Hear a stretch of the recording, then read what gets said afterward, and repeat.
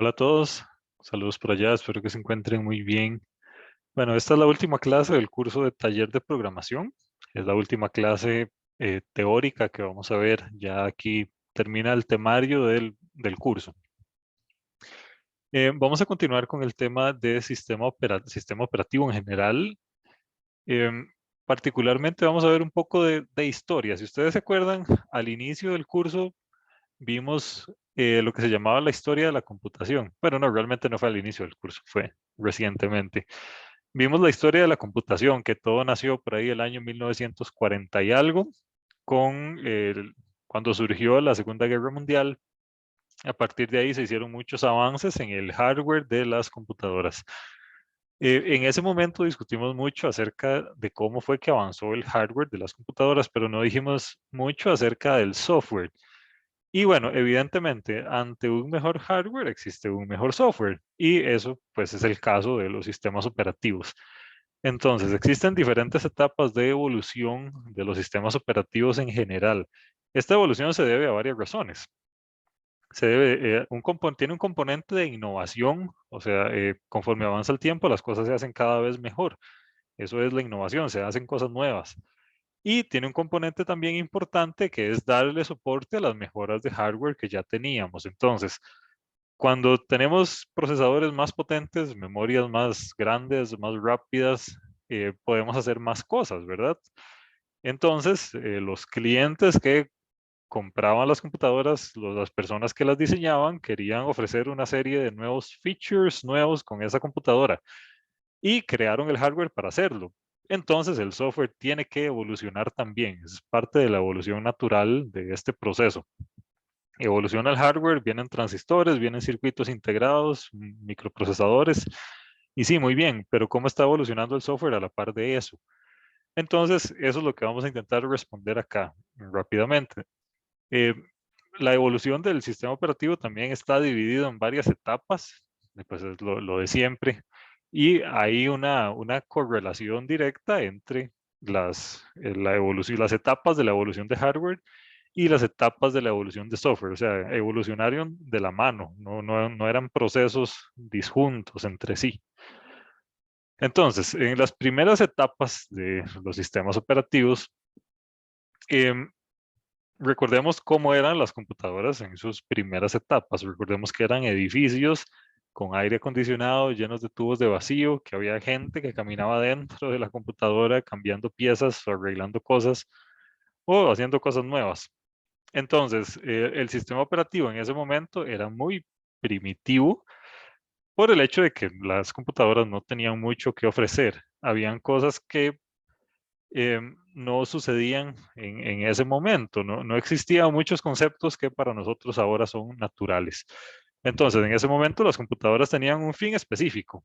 Eran cosas militares o eran cosas comerciales, pero como de empresas, como de manejar una planilla de una empresa o manejar algún proceso de una empresa. Entonces, llegaba una empresa muy grande, compraba una computadora con el fin de optimizar sus procesos.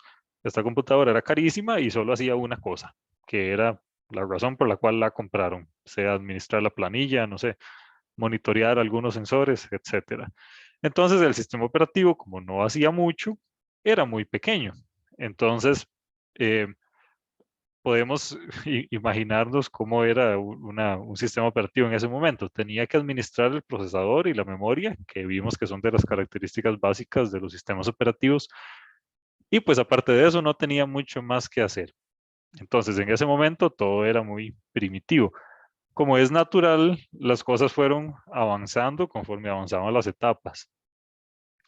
En la etapa 2, que más o menos machea con la generación 2 de la historia de la computación, empieza a aparecer el multiprocesamiento, al menos en sus etapas más simples, más primitivas. Entonces, como les decía, si yo tengo un procesador ejecutando un set de instrucciones, es fácil saber qué es lo que está haciendo el procesador en ese momento. Pero ¿qué pasa si tengo dos? ¿Cómo administro yo dos procesadores y cómo le reparto la carga de trabajo equitativamente? ¿Cómo sumo después el trabajo que producen esos dos procesadores? Entonces, bueno, al aparecer el multiproceso o el multinúcleo. Las consecuencias que tiene esto en efectos de la administración de esos recursos son complicadas. Em, veamos qué más hay por acá. Por esta época más o menos nació el lenguaje de programación que se llama C. Es uno de los lenguajes, es una historia muy interesante la que tiene este lenguaje. Vean que es de los lenguajes más viejos que existen. Em, y se utiliza actualmente. De hecho, bueno, ustedes sabían que yo no soy 100% profesor en el TEC, también tengo trabajo en una empresa privada. Ahí utilizamos C en la actualidad y se utiliza C por el hecho de que es muy eficiente respecto al uso de recursos. Entonces se utiliza para cosas donde uno necesita que todo esté súper optimizado y se sigue utilizando en la actualidad, pese a ser uno de los lenguajes de programación más viejos. Es increíble cómo no pierde validez las cosas que uno hace en C. Realmente no es tan difícil de programar en C, pese a ser tan básico. Tiene una sintaxis agradable. Entonces, bueno, tiene un montón de características que lo hacen muy interesante. Por cierto, este programa se empieza a ver en el curso de Datos 2. En Datos 1 se utiliza Java, en Datos 2 se utiliza C y C++. Entonces, todavía les falta llegar a Datos 2 para empezar a utilizarlo, pero bueno, cuando llegue el momento, sáquenle bastante provecho a esos cursos porque es un lenguaje que se utiliza eh, en todo lado, en muchas aplicaciones, principalmente para personas de nuestro perfil, que por lo general vamos a trabajar con cosas relacionadas a sistemas embebidos o así. Entonces, bueno, C nació por ahí de la segunda etapa. En esta segunda etapa, pues, conforme avanza el hardware, avanza también el software. Entonces, ya cada vez los sistemas operativos hacían más cosas y tenían más cosas que administrar. En la etapa 3 aparece algo muy interesante, que son las computadoras personales. Antes de aquí, las computadoras, como les decía, las compraba o el ejército o empresas muy grandes que querían hacer algo. Aquí en la etapa 3 empiezan a aparecer las computadoras personales. Entonces ya todo el mundo tenía la opción de tener una computadora. Y las computadoras no necesariamente son para trabajar. También son para diversión, para ocio, para jugar, lo que sea. Entonces, como los requerimientos cambiaron drásticamente, el soporte de los sistemas operativos cambió también drásticamente. Antes de aquí, todos los que usaban sistemas operativos eran ingenieros, investigadores o usuarios más expertos. En esta etapa ya no. Cualquier persona sin ningún conocimiento de computación quería usar una computadora. Entonces, los sistemas operativos tenían que enfrentarse a un tipo de usuario no tan experto como el que estaban acostumbrados a administrar antes de esto. Entonces, bueno, empezaron a pasar un montón de cosas. Los sistemas operativos ahora le ofrecían soporte a usuarios normales, usuarios regulares, que no eran ni ingenieros, ni investigadores, ni personas que hayan llevado gran capacitación para poder usarlo. Entonces, tenían que ser más robustos, tenían que aguantar que el usuario hiciera cosas extrañas. También la seguridad que tenía que ofrecerle el sistema operativo al usuario para que ese mismo usuario no dañara la computadora a sí misma. O sea, que no se pusiera a hacer cosas locas que eventualmente podrían dañar el hardware de la computadora. Entonces es muy interesante cómo los requerimientos cambiaron drásticamente. Ya pasamos de monitorear sensores en el ejército a usuarios convencionales que querían jugar buscaminas o qué sé yo, que había en ese momento. También por esta época nace Unix y GNU, que son pues los movimientos de software libre que dieron espacio, que empezaron a trabajar con los sistemas operativos de software libre, como Ubuntu, que es uno de los que yo considero más normales en estas épocas, pero Ubuntu es relativamente reciente. Las versiones de Linux que teníamos en ese momento, de fijo, eran mucho más primitivas de lo que estamos acostumbrados ahorita. Veamos, en la etapa 4 ya empieza a llegar el Internet. Nuevamente se revoluciona la manera en la cual los usuarios utilizan sus computadoras. Una cosa es tener una computadora sin Internet y otras cosas tener una computadora con Internet. Las cosas que se pueden hacer en ambos casos son súper diferentes. Y bueno, lo recuerdo por experiencia personal. Recuerdo que antes en mi casa teníamos una computadora sin internet, después le pusimos internet y las cosas que se podían hacer eran enormes. Antes uno podía usar, pues, de solo cositas locales, podía jugar algunos juegos de manera local con un CD o algo así.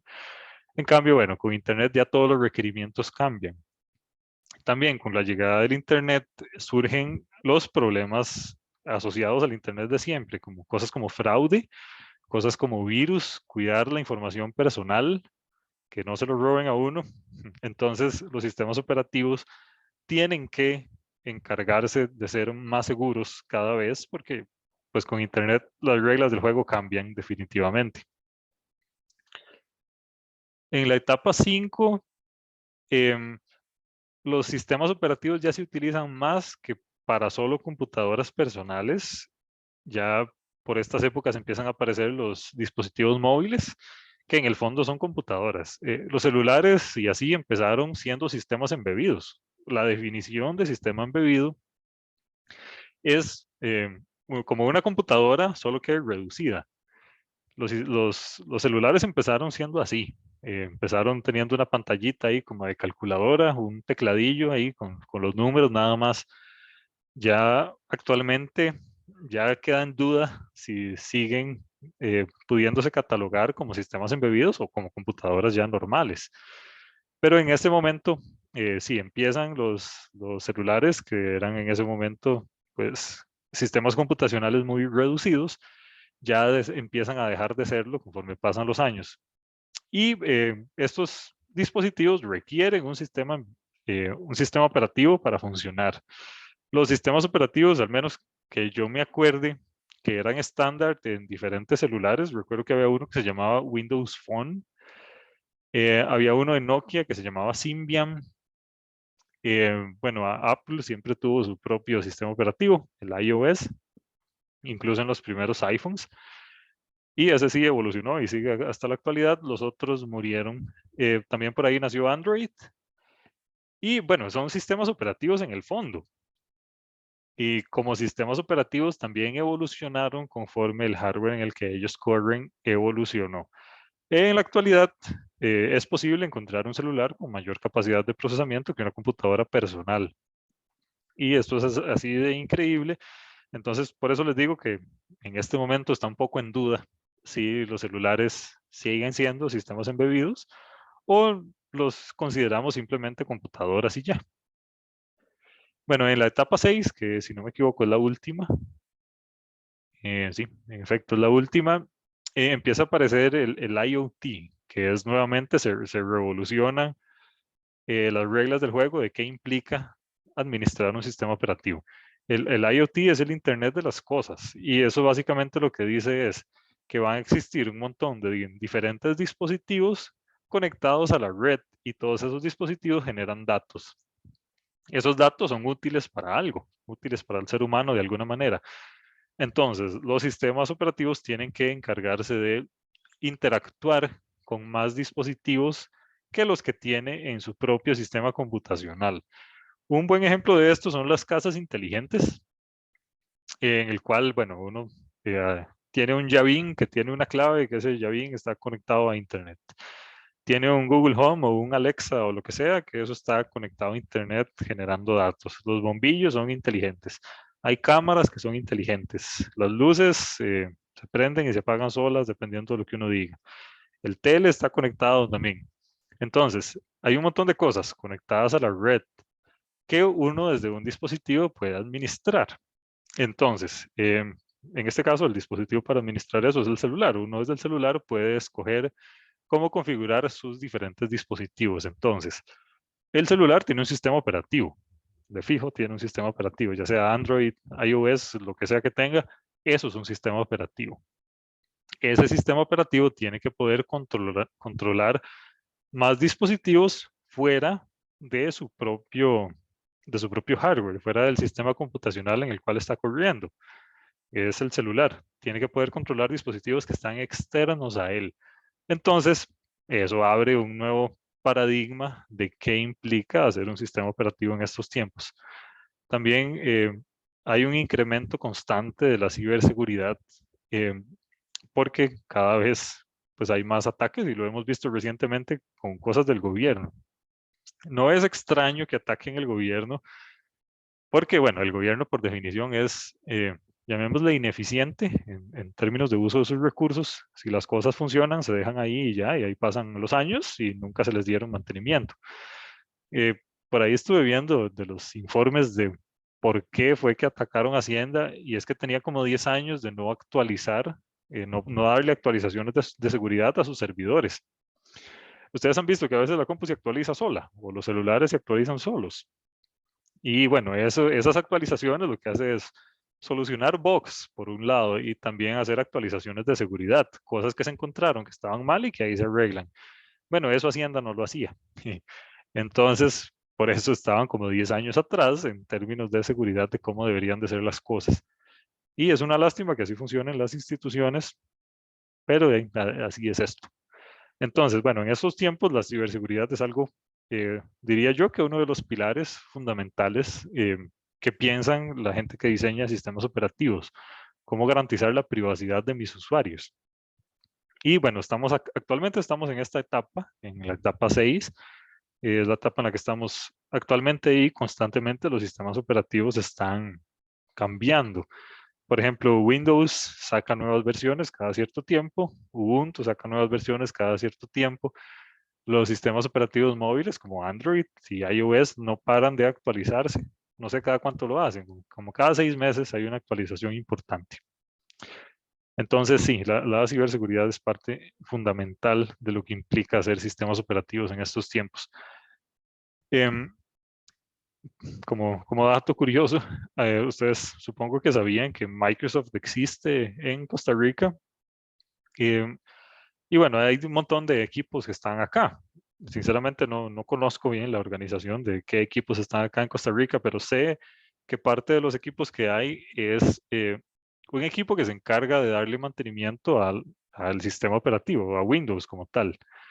Entonces, es muy interesante saber que ustedes eventualmente, graduándose de esta carrera, podrían llegar a trabajar ahí, podrían llegar a trabajar en un sistema operativo directamente. O sea, ustedes serían programadores de Windows. Eso es algo que se puede para nosotros acá en este país. Y eso es algo muy bueno, porque imaginemos el impacto de trabajar en un producto que utilizan millones de personas al día.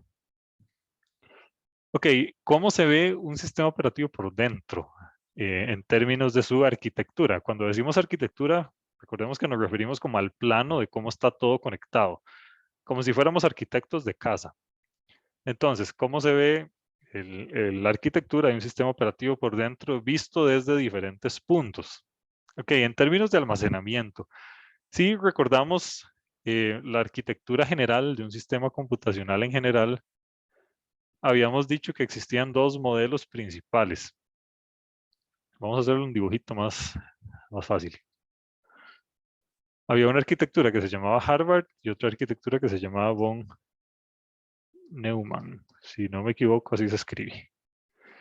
Y bueno, de un lado teníamos un CPU y una memoria aquí, una memoria aquí. De otro lado teníamos un CPU y una memoria grande que estaba como partida en dos. Entonces, este es el CPU. Esta es memoria, hacer esto más pequeño.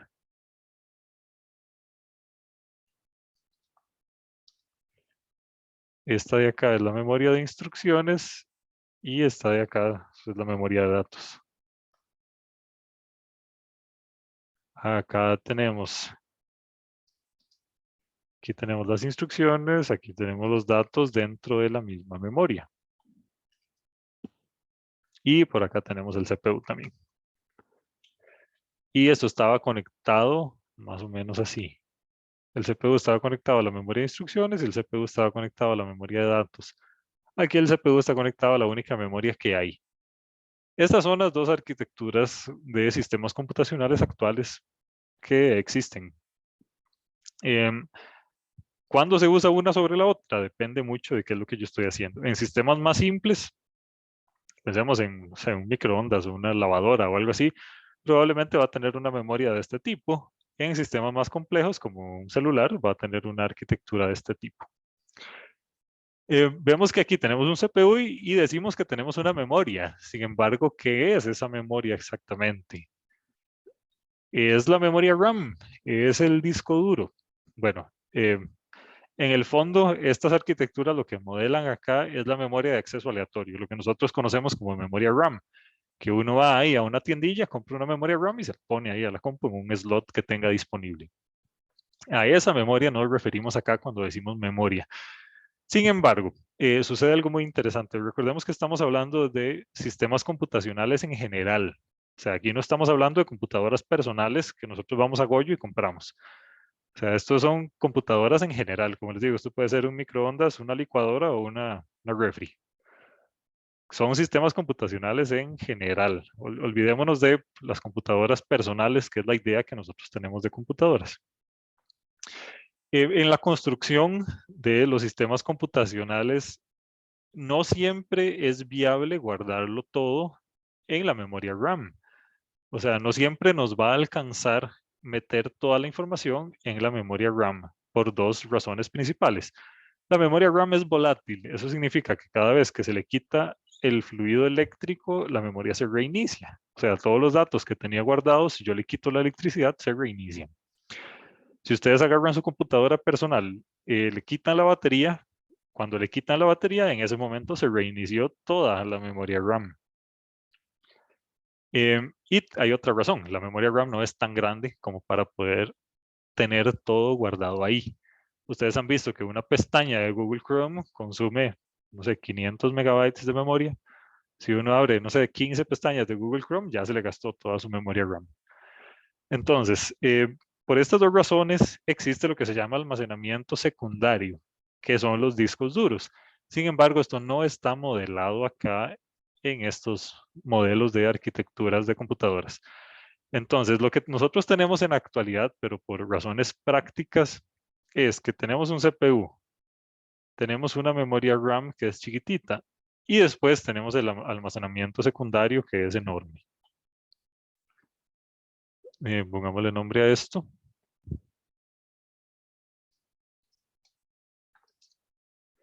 Este es el almacenamiento secundario o el disco duro. Este es el CPU y esta es la RAM. Y hay una constante interacción entre estos actores de acá. Tengo el CPU y tengo la memoria RAM. Actualmente, una memoria RAM puede ser de unos 16 gigas. Un disco duro puede ser de, digamos, 1024 gigas, un tera, digamos. Son valores típicos de computadoras personales actualmente. Entonces, por las razones antes mencionadas, no es posible aplicar una arquitectura ni Harvard ni von Neumann así tal cual, en el cual solo tenemos almacenamiento primario o memoria RAM. Tenemos que recurrir siempre a almacenamiento secundario. El detalle aquí es que el CPU solo accede a la memoria RAM. El CPU no tiene una conexión directa hacia el disco duro. Esta es una conexión que no existe. ¿Y por qué no existe? Porque no tiene sentido. Como les mencioné en algún momento de la vida, existen diferentes algoritmos en el cual los datos que yo tengo aquí en mi disco duro los paso a la memoria RAM con el fin de que el CPU los pueda utilizar. Entonces, existen diferentes algoritmos que tratan de predecir qué datos va a utilizar el CPU para tenérselos listos en la memoria RAM en el momento en el que el CPU los necesite. Si por cosas de la vida el CPU necesita un dato que no está en la memoria RAM, hay que ir a buscarlo aquí. El problema es que ir a buscarlo aquí toma mucho tiempo. Entonces voy a tener el CPU parado mientras voy a traer el dato. Y el dato obligatoriamente va a pasar del disco duro a la memoria RAM, de la memoria RAM al CPU. Entonces, estábamos hablando de sistemas operativos, ¿cierto? El sistema operativo es el que se encarga de mantener la memoria RAM con los datos que el CPU va a necesitar. O sea, el sistema operativo es el que se encarga de intentar predecir qué datos va a necesitar la memoria RAM para ir a traérselos del almacenamiento secundario. Y de eso se trata. Solo como dato curioso, existe un concepto que se llama swapping, en el cual uno puede extender su memoria RAM para que consuma un pedacillo de disco duro, lo cual no es muy eficiente, digamos. Uno podría, digamos que tiene 16 gigas acá de memoria RAM. Uno podría decirle, agarre otros 16 gigas acá del disco duro y trátelos como si fuera memoria RAM, pero en el fondo no lo es. Entonces, esto se puede hacer en caso de que la memoria RAM sea poca, pero es muy ineficiente porque parte de su memoria RAM va a estar en el disco duro.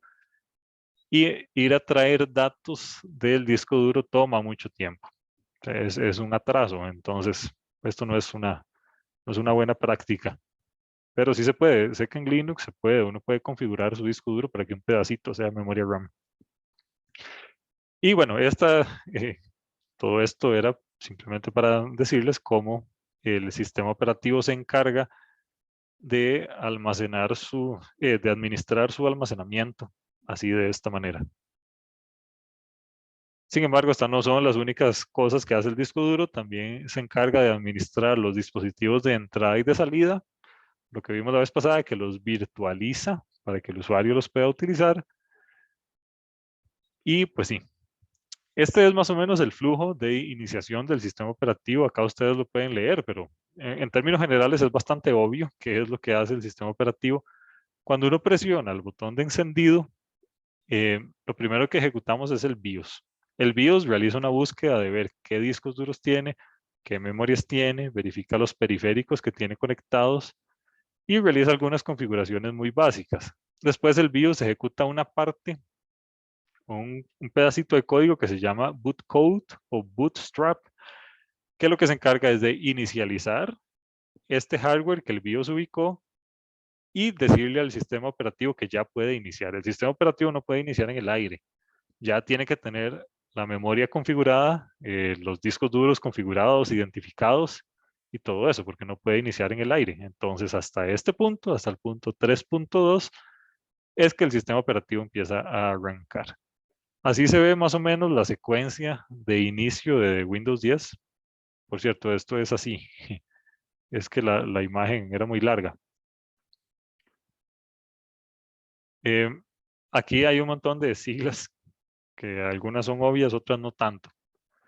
Veamos, por ejemplo, estos drivers de sistema son los drivers de las cosas más básicas. Por ejemplo, la configuración de la memoria. El driver de la memoria viene aquí. El driver de los puertos USB viene aquí. Si yo tengo conectada una impresora, digamos, hay una Epson, lo que sea, eso es un driver que se llama externo, un driver de tercera parte. Significa que es un driver que yo le instalé a mi computadora que no venía con la computadora original y que no se necesita para que la computadora funcione, sino es simplemente lo que hace es controlar un periférico que yo le quise instalar.